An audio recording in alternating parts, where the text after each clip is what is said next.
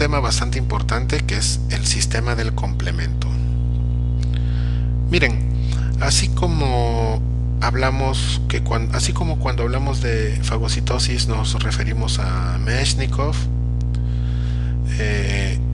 cuando nosotros hablamos de complemento debemos de hablar de un apellido muy importante para el complemento, que es Bordet. ¿Ya? Ya antes del siglo XIX, Ehrlich había usado el término complemento para designar la actividad del suero que podía complementar la capacidad de los anticuerpos específicos de lisar bacterias. Pero es Jules Bordet quien descubre en el año 1895 este componente caracterizado frente a los anticuerpos por ser termolábil, es decir, cuando está en un medio muy diferente a la temperatura corporal del ser humano, está de modo inactivo. Por motivos meramente cronológicos, los componentes del sistema del complemento iban recibiendo denominaciones a base de números tras la letra C. C significa complemento, de modo que si descubríamos a la primera proteína del complemento, esta se debería de llamar C1, a la segunda en descubrir se tendría que llamar C2, a la tercera C3, C4, C5 y así sucesivamente. Pero ocurrieron algunos errores, que cuando nosotros vemos a las proteínas del complemento de la ruta clásica, vamos a ver que estos son C1Q, C1R, C1S, y de ahí pasamos a C4. Y de C4 recién volvemos a C2, C3, y de C3 ya no podemos colocar nuevamente C4, sino pasamos a C5, C6, C7, C8 y C9. Las formas activas se distinguen de las inactivas por una barra horizontal superior encima del complemento implicado, y las formas inactivas se denominan colocando una I delante del componente respectivo. Ejemplo, la forma inactiva de C4b es IC4b.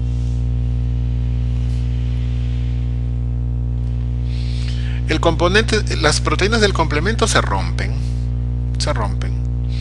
y suelen romperse en dos, de modo que se había acordado que el fragmento mayor, es decir, si esta proteína se rompe en dos, va a haber un fragmento de mayor peso molecular y un fragmento de menor peso molecular.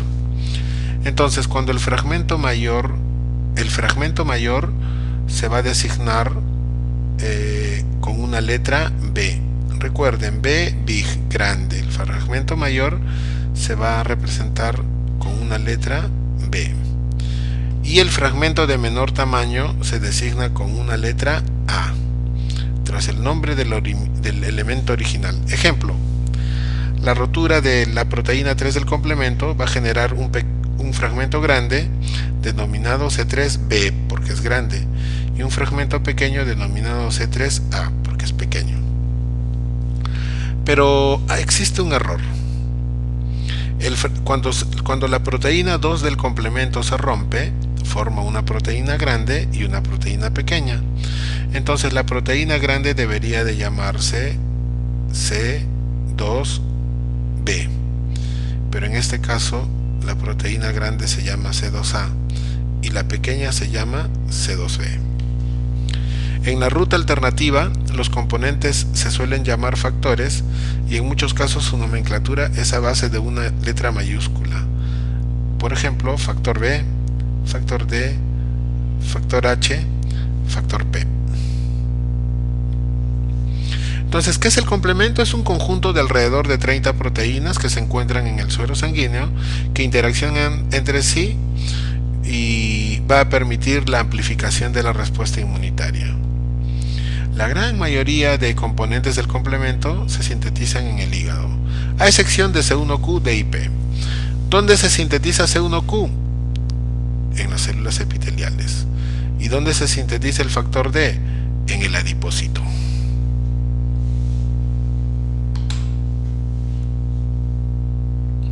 Secuencias de la activación y fijación del complemento: lisis del microorganismo célula diana, opsonización, Los productos difusibles del complemento activado provocan un incremento de la quimiotaxis sobre los fagocitos y funcionan como anafilotoxinas en el control de la respuesta inflamatoria, amplificación de la respuesta humoral específica y eliminación de los inmunocomplejos. Aquí nosotros tenemos a la activación del complemento. Después de la activación del complemento, pues las proteínas del complemento van a desempeñar diferentes funciones.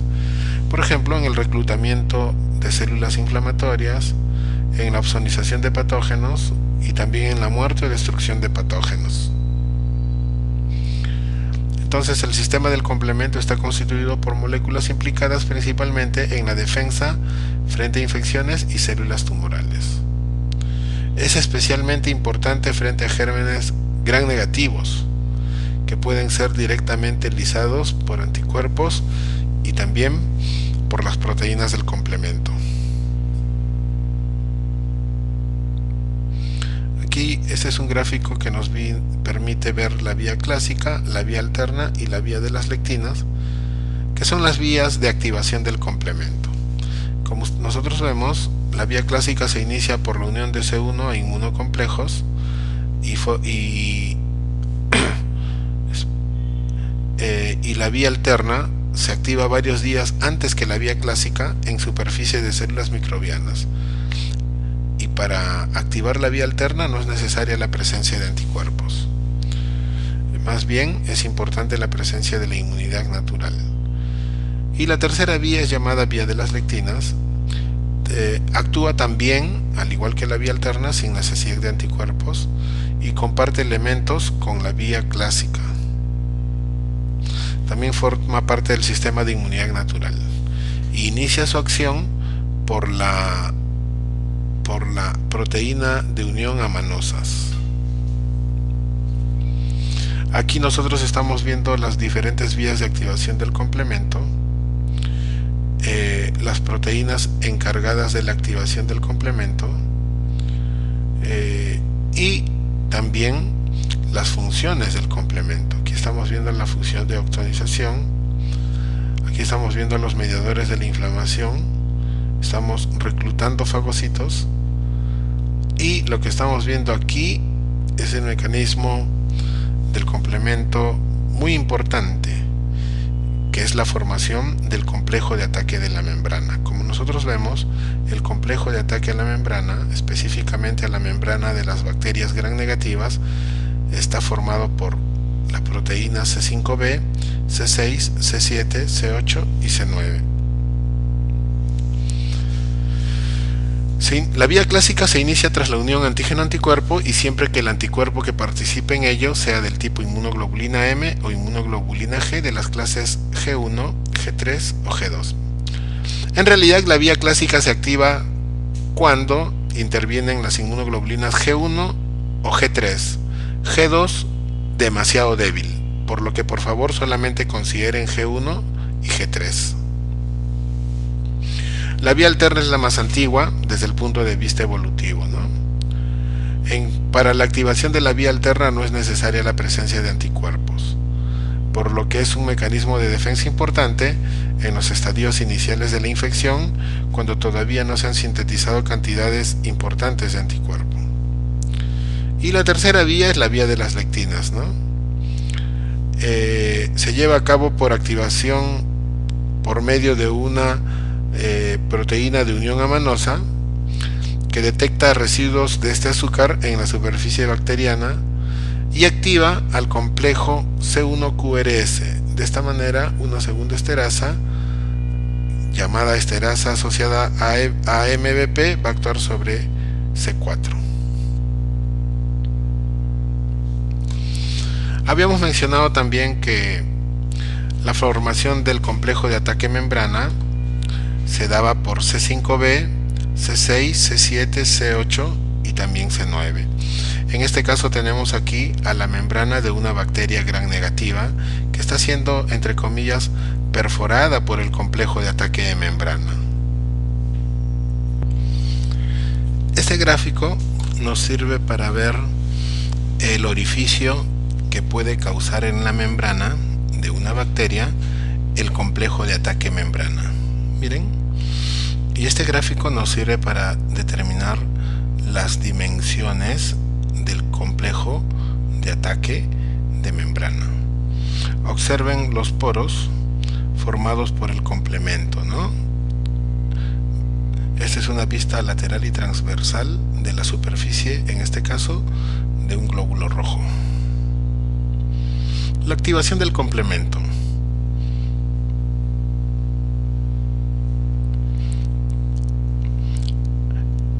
De alguna manera, si activamos el complemento, en algún momento esta activación del complemento tiene que cesar.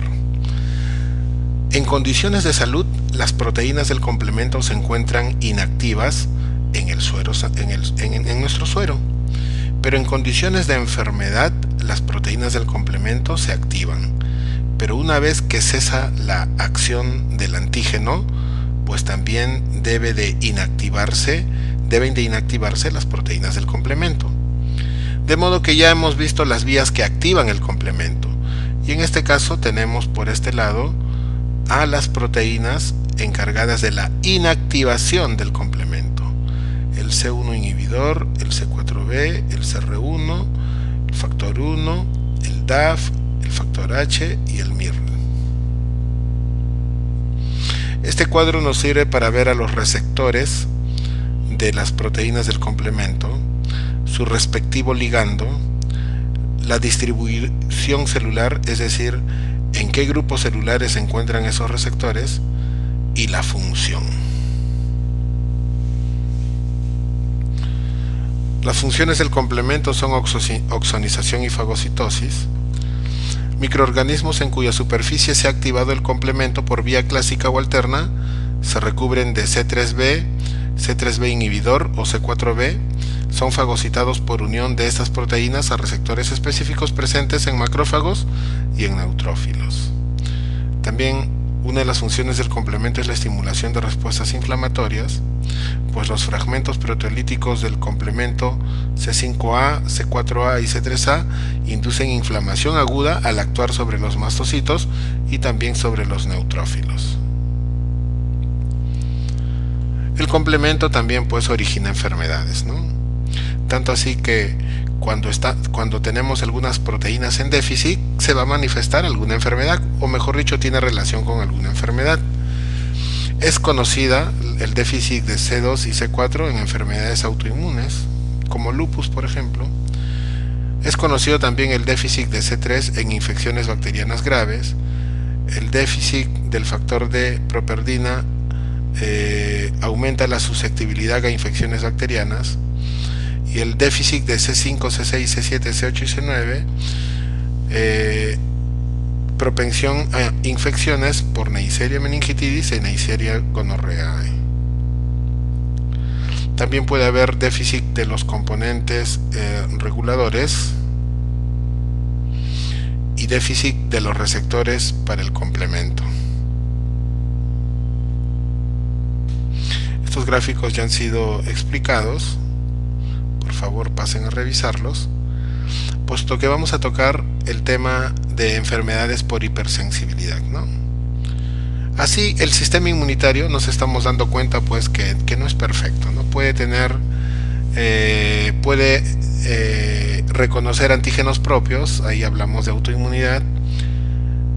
Podemos nacer con deficiencia de algún tipo de anticuerpo, deficiencia en la fagocitosis, deficiencia en la presentación del antígeno, deficiencia por déficit de linfocitos T, B, etcétera, desencadenando inmunodeficiencias primarias. Pero también podemos tener sistemas inmunitarios que actúan de modo exagerado.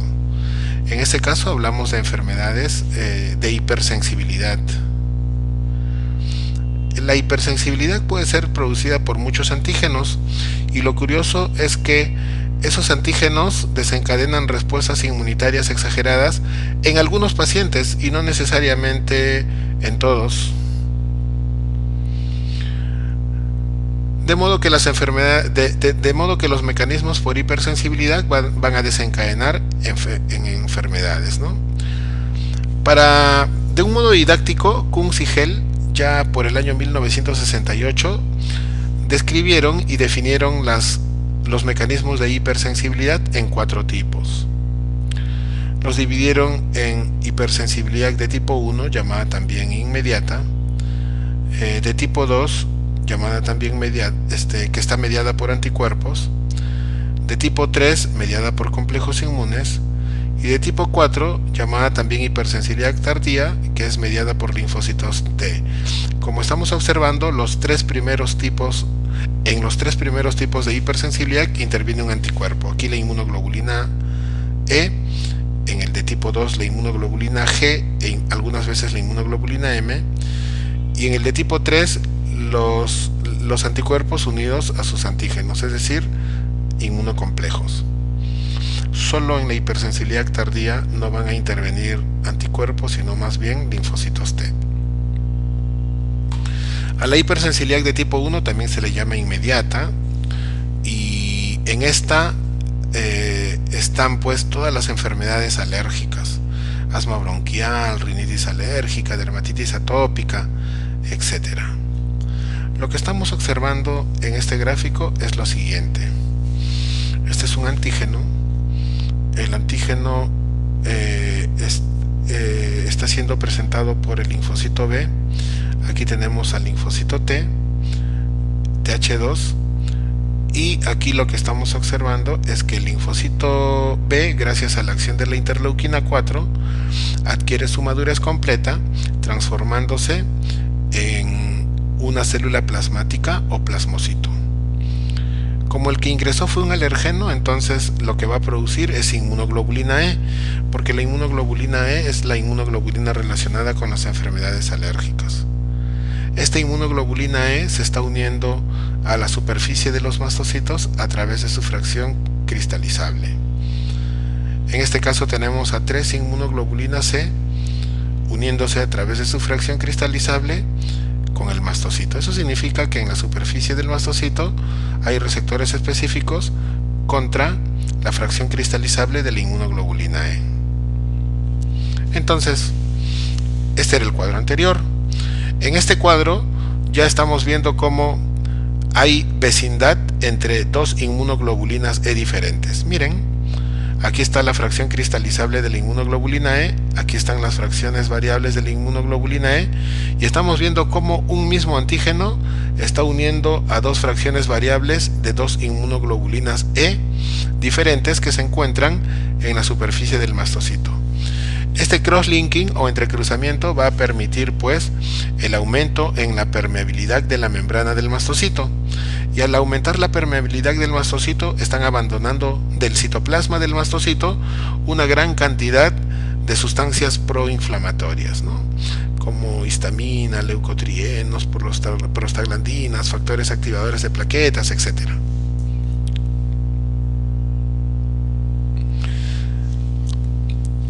Estas sustancias proinflamatorias se van a dirigir al torrente sanguíneo, y en el torrente sanguíneo nosotros estamos viendo que se está produciendo un aumento en la permeabilidad de membrana, hipermotilidad gástrica a nivel intestinal, a nivel pulmonar broncoconstricción, a nivel de los vasos sanguíneos también inflamación, y también remodelación de tejido.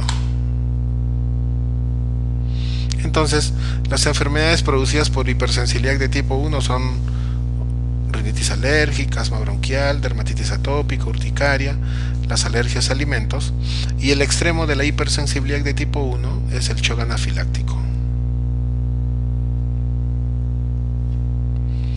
A la hipersensibilidad de tipo 2 también le llamamos citotóxica, ¿no?, y se produce cuando un anticuerpo, generalmente IgG, aunque podría ser también IgM, se une a antígenos propios o genos situados sobre superficies celulares con la consiguiente activación de fagocitos, las células natural killer o la lisis mediada por el complemento.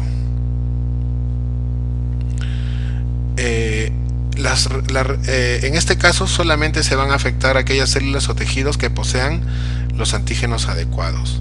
Los anticuerpos interaccionan con el complemento y provocan daño en las células diana. Uno de los ejemplos más claros de la reacción de tipo 2 son las respuestas frente a los eritrocitos, ¿no? Y estas tienen consecuencias importantes en los siguientes casos. Por ejemplo, cuando hablamos de incompatibilidad en las transfusiones sanguíneas, cuando hablamos de enfermedad hemolítica del recién nacido, y también cuando hablamos de anemias hemolíticas autoinmunitarias.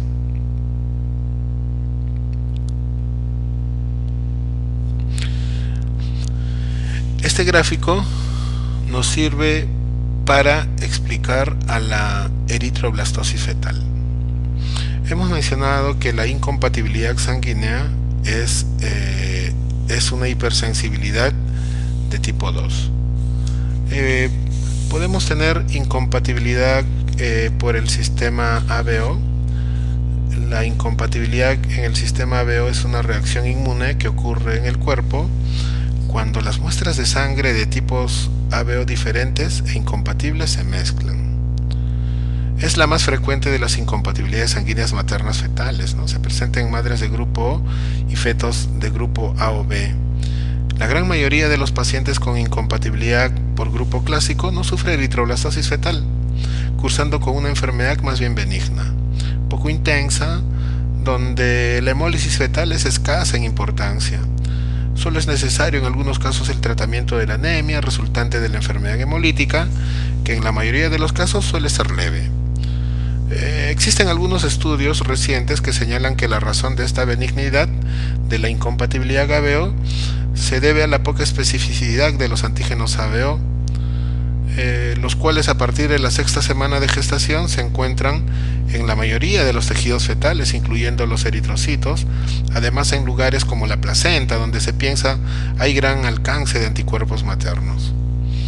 También puede haber incompatibilidad por el RH.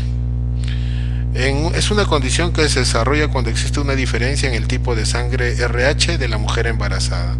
En este caso, la mujer embarazada tiene el RH negativo y el feto es RH positivo, ¿no? En todo caso, esta eritroblastosis fetal requiere tratamiento, ¿no? Hay casos en los cuales hay enfermedad hemolítica severa a nivel fetal.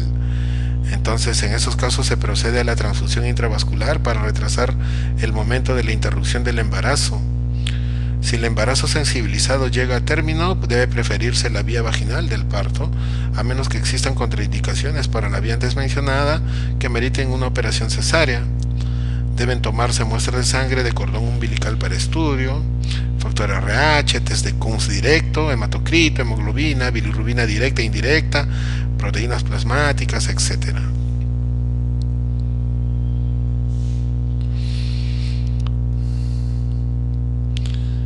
Esta es la hipersensibilidad de tipo 2. La miastemia gravis también es un ejemplo de hipersensibilidad de tipo 2. Entonces, ¿qué grupo de patologías tenemos en la hipersensibilidad de tipo 2? Las reacciones por transfusión, las reacciones a algunos medicamentos, la eritroblastosis fetal, la enfermedad hemolítica del recién nacido, las anemias hemolíticas autoinmunes, que vamos a hablar un poquito cuando hablemos de autoinmunidad, las púrpuras trombocitopénicas autoinmunes, el pénfigo, que también lo vamos a ver en autoinmunidad, síndrome de Cook-Pasture. Ahora, hipersensibilidad de tipo 3.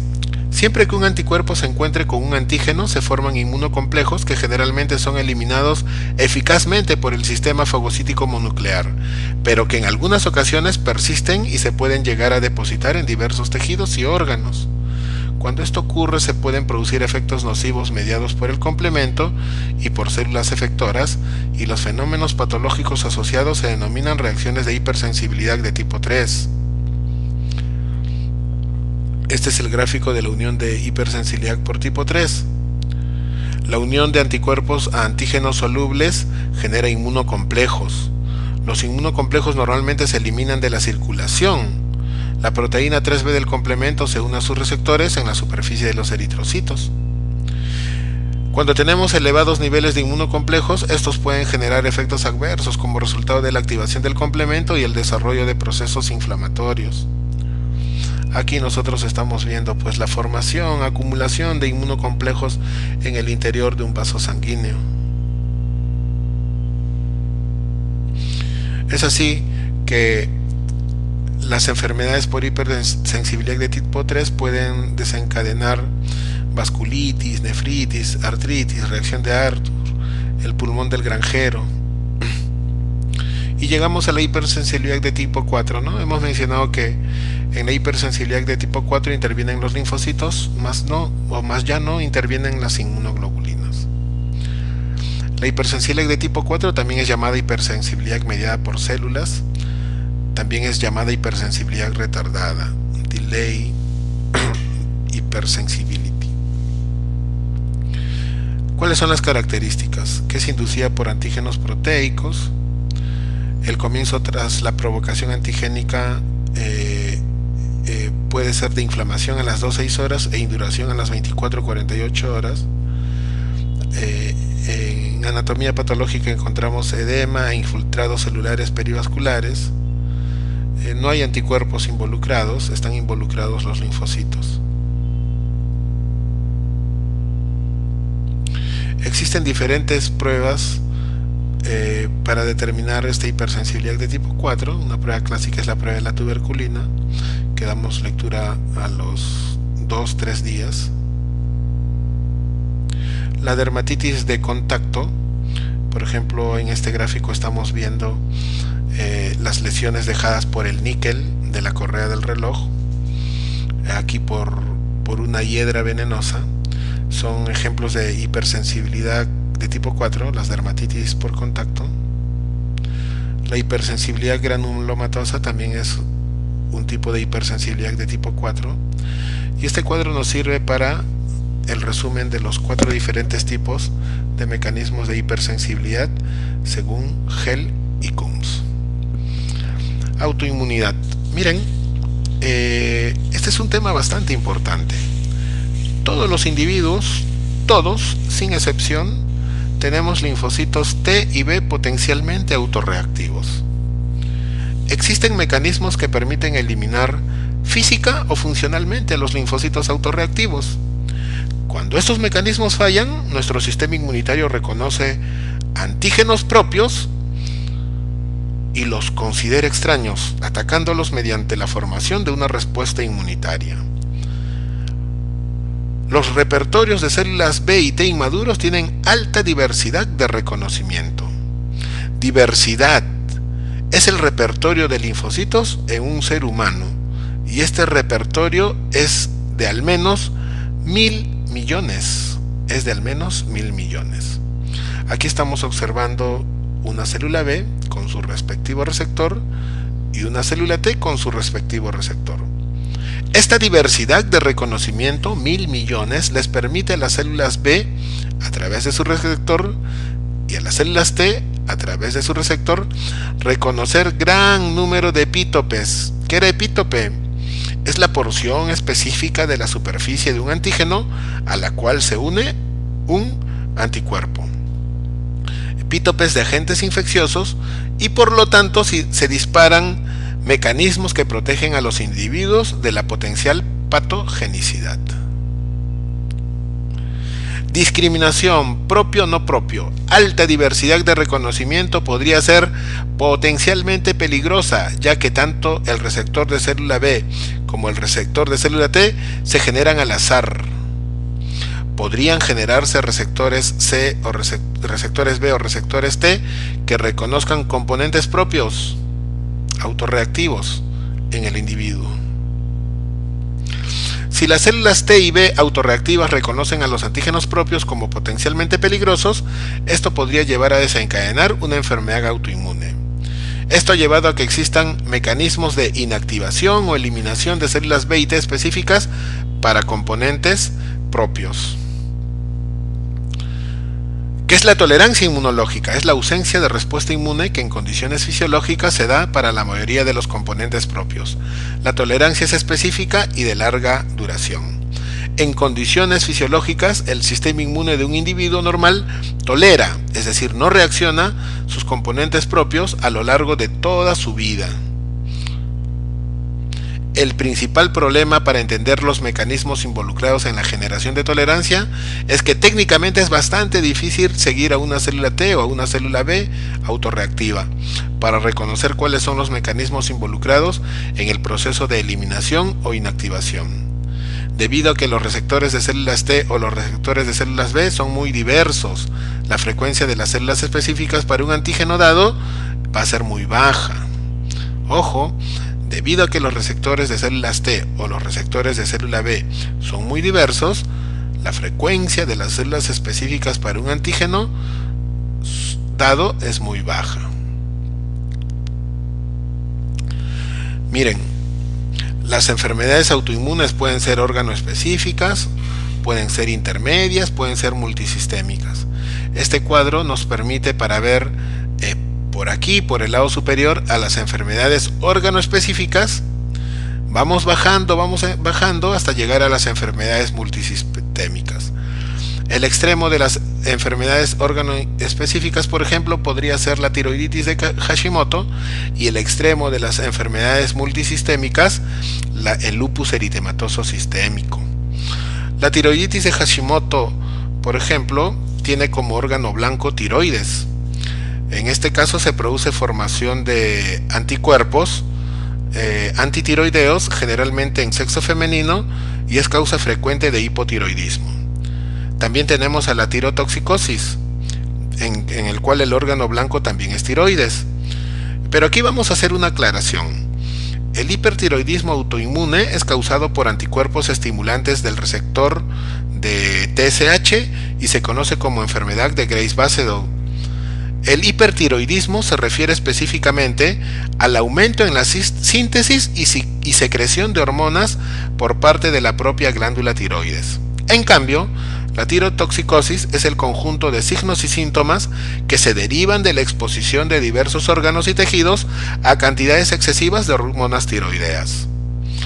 Otro ejemplo de enfermedad organoespecífica es la anemia perniciosa, en la cual el órgano blanco son las células parietales que se encuentran en el estómago.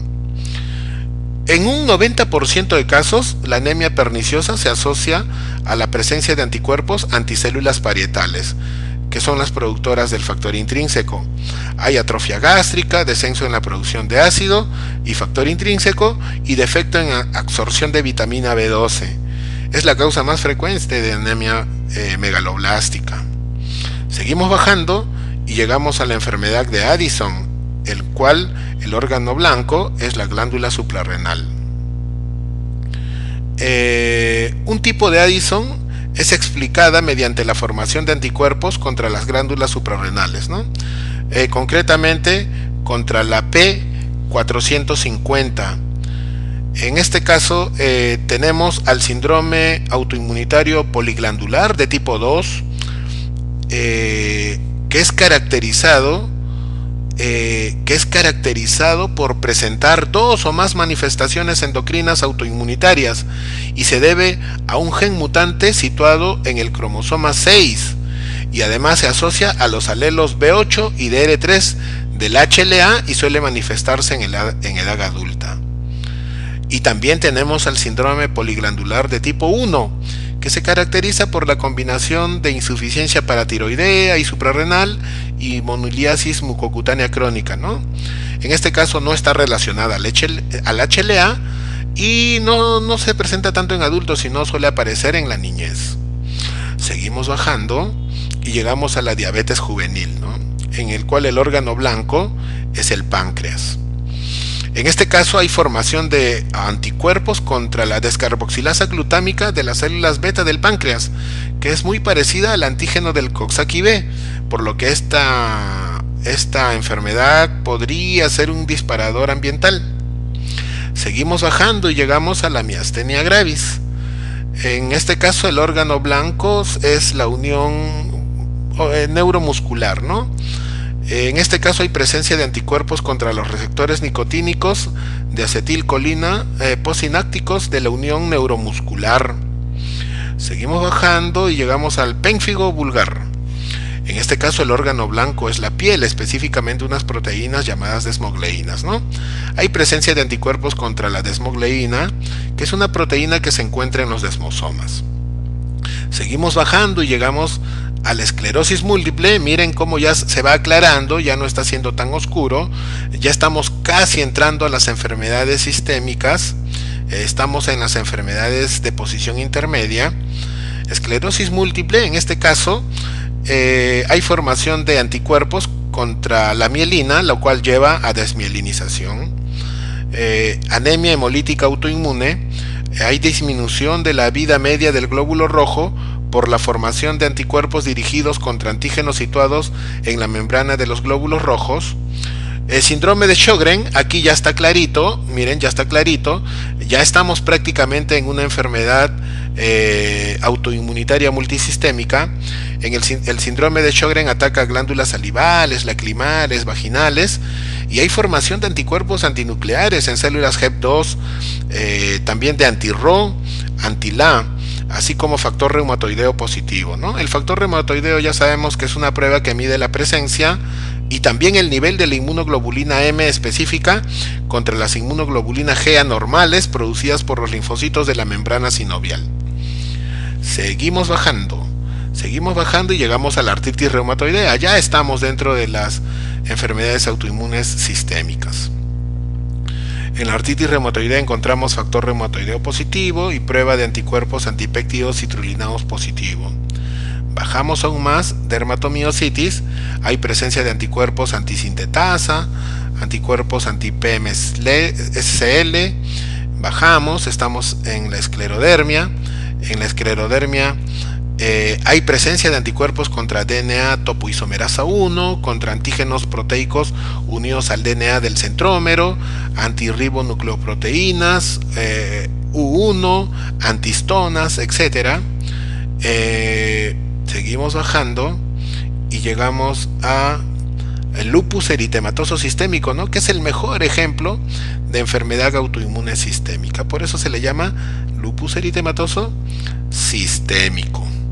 En este caso tenemos anticuerpos antinucleares, anti-ENA, anticuerpos antifosfolípidos, anticuerpos anti-SMIT, anticuerpos anti-ADN, etcétera, etcétera, ¿no? Entonces, en algunos individuos pueden aparecer varios trastornos autoinmunes que suelen estar próximos según este gráfico. Existen factores predisponentes, los factores genéticos. Algunas enfermedades autoinmunes suelen tener relación con algunos tipos de HLA. Sexuales se suelen desarrollar mucho más en mujeres que en hombres. También hay factores ambientales, dieta, exposición a rayos solares, exposición prolongada a sustancias peligrosas, microorganismos como virus o bacterias. La etiología es multifactorial prácticamente. La etiología de la enfermedad autoinmune es multifactorial, ¿no? Existe un mecanismo de destrucción de linfocitos autorreactivos, pero no todos son eliminados. En condiciones normales existen linfocitos B y T autorreactivos y antígenos y autoantígenos circulantes que no se manifiestan debido a mecanismos de control en los que intervienen los linfocitos helper, T helper. Hay formas de evitar los mecanismos de control. Por ejemplo, la modificación del autoantígeno, que puede estar relacionado con la administración de algunas drogas, las reacciones cruzadas, en la cual los anticuerpos producidos contra ciertos determinantes antigénicos de microorganismos son también capaces de actuar contra un antígeno del propio individuo, es decir, anticuerpos contra estreptococo en fiebre reumática, relacionado también contra el corazón, inserción de un antígeno viral en la membrana de las células infectadas, que va a provocar respuesta inmune contra la membrana. Y existe pues muchos mecanismos, ¿no? Este cuadro nos sirve para determinar las enfermedades autoinmunes asociadas a la HLA. Por ejemplo, el HLA-B27 bastante relacionada con espondiloartritis anquilosante, el HLA-DR4 con artritis reumatoide, los HLA-DR2 y DR3 con lupus, el DR3 y DR4 con diabetes mellitus insulino dependiente, el DR4 con pénfigo vulgar, el DR2 con esclerosis múltiple. Es importante hablar de apoptosis, puesto que hemos mencionado que son múltiples los mecanismos que nos llevan a una enfermedad autoinmune, ¿no? Las relaciones entre la autoinmunidad y la apoptosis son variadas, pero este no es el único mecanismo de origen de autoinmunidad. La muerte celular programada juega un papel crucial en la hemostasia del sistema inmunitario a través de la regulación de la respuesta linfocitaria a antígenos extraños. Además, la vía de Fas en los linfocitos T interviene en el mantenimiento de la tolerancia periférica a los autoantígenos, en la regulación de la respuesta linfocítica a infecciones persistentes y también en los mecanismos citolíticos de los linfocitos T citotóxicos. Una de las propiedades del sistema inmunitario es la tolerancia a los antígenos propios, conocida como autotolerancia. Y en la autoinmunidad ocurre un fracaso de la autotolerancia a los autoantígenos. Existen mutaciones de genes codificados de Fas o Fas ligando que producen fracaso de la deleción clonal de las células T colaboradoras maduras mediante la apoptosis. Este fallo trae consigo la supervivencia de células T colaboradoras específicas para ciertos autoantígenos aún no identificados. Sin embargo, se conoce que estas alteraciones y la mutación en el gen de la caspasa 10 ocasiona el síndrome linfoproliferativo autoinmune. Todo esto lo conocemos ya y todavía está en estudio, pero la apoptosis, o mejor dicho, el estudio de la apoptosis se inicia en 1972, cuando Kerr, Willy y Curry descubrieron el detalle de los cambios estructurales de células muriendo normalmente, ¿no? Aquí los tenemos. Y es importante también la diferenciación entre necrosis y apoptosis. La necrosis es una muerte no fisiológica, es una muerte con inflamación. La apoptosis es una muerte fisiológica, en la cual no hay inflamación. Miren, una célula saludable y una célula apoptótica. Observen los BLET, los globitos que se forman en la apoptosis. Estamos viendo cómo la célula se está dividiendo en varias celulitas pequeñas, en varios globitos pequeños. Es por eso que no hay necrosis.